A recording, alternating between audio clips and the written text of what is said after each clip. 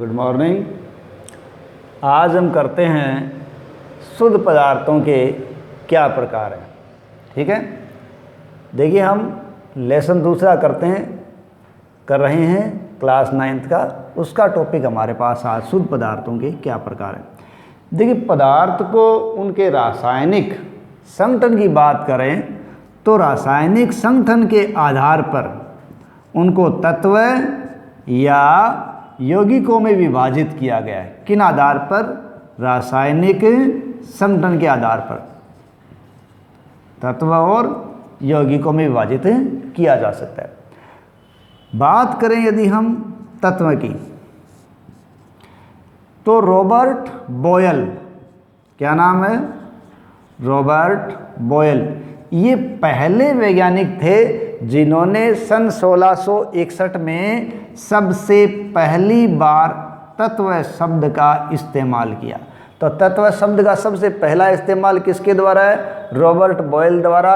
कब है? 1661 के अंदर। ठीक है, उसके बाद हम बात करें तो फ्रांस के रसायनज्ञ थे। कहाँ के? फ्रांस के रसायन शास्त्री थे। उनका नाम था एंटोनी लॉरेट लेवाजिए।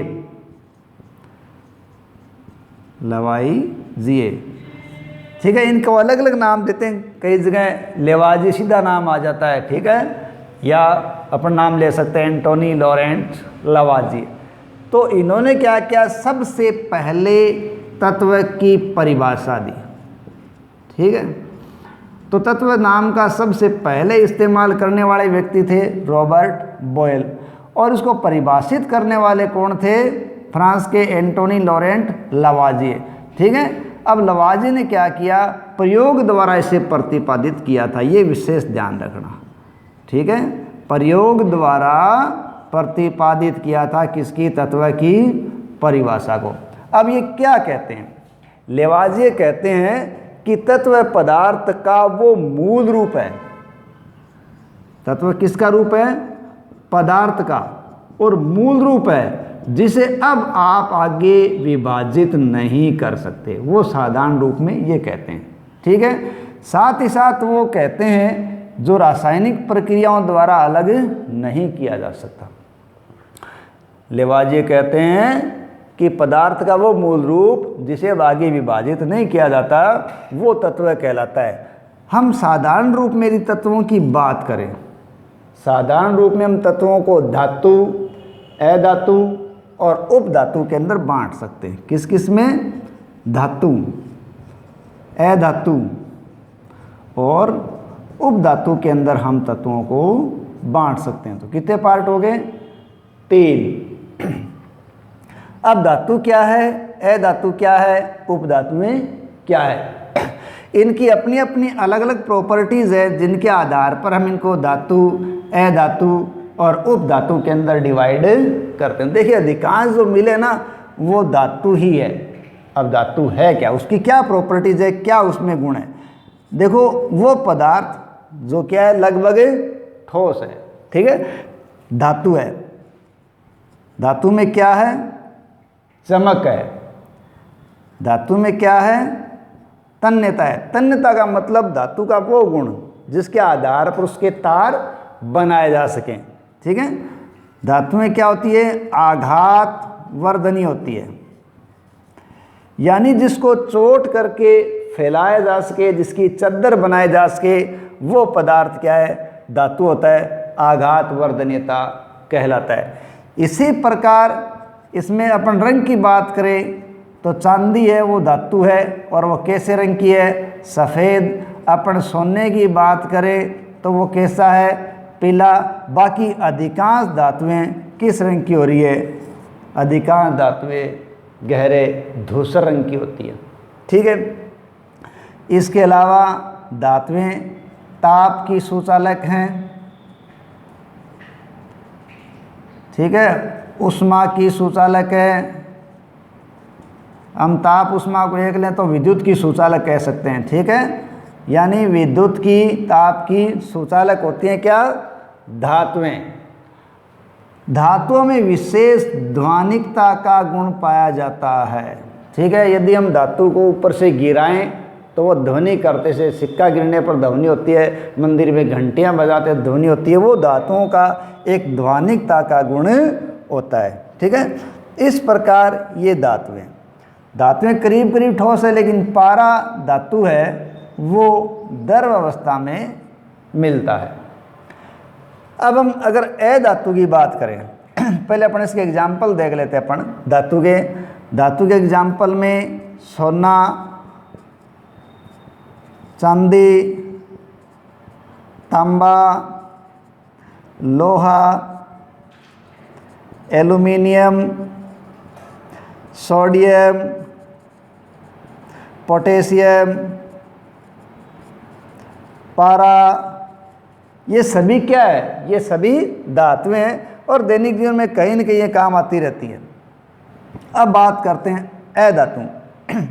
जो गुण हमें धातु में नज़र आ रहे हैं वो गुण जिसमें नज़र नहीं आ रहे हैं वो तत्व क्या है? अधातु हैं। यानी ये ठोस नहीं होते, अलग अलग अवस्थाओं में मिलते हैं। जरूरी नहीं कि सारे ठोस है, अलग अलग प्रवृत्ति में ठोस भी है, द्रव भी और गैस भी है। इनमें किसी प्रकार की चमक नहीं पाई जाती, ये तन्यता नहीं दर्शाते, आघात वर्धनीयता नहीं दर्शाते, किसी प्रकार की ध्वनिकता नहीं दर्शाते। ठीक है, साथ ही साथ ताप, विद्युत के कुचालक होते हैं, सुचालकता नहीं दर्शाते।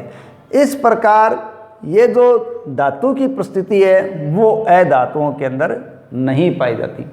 अब जो अधातु हैं, यदि हम उनके एग्जाम्पल लें तो हम बात कर सकते हैं हाइड्रोजन, ऑक्सीजन, नाइट्रोजन, ब्रोमीन। ये सब क्या है? ये सब अधातु है।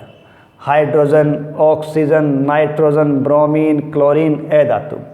अब बात करें उपधातु की। ऐसे तत्व जिनमें धातुओं तथा अधातुओं दोनों के गुण पाए जाते हैं वो कहलाते हैं उपधातु। उपधातु के अंदर ही हम लें तो हमारे सामने एग्जाम्पल है बोरोन, ठीक है, सिलिकॉन और जर्मेनियम। ये क्या है? ये उपधातु हैं। इनके अंदर धातु और अधातु दोनों के ही गुण मौजूद है। अब हम थोड़ी सी बात करें अन्य बातों की जो इनसे संबंधित हैं, जो हमें जानकारी में रहना ज़रूरी है। देखिए, अब तक प्रकृति के अंदर यदि हम बात करें तत्वों की तो तत्व 100 से अधिक मिल चुके हैं। लगभग माना जा रहा है कि अब तक 114 तत्व प्राप्त हो चुके हैं।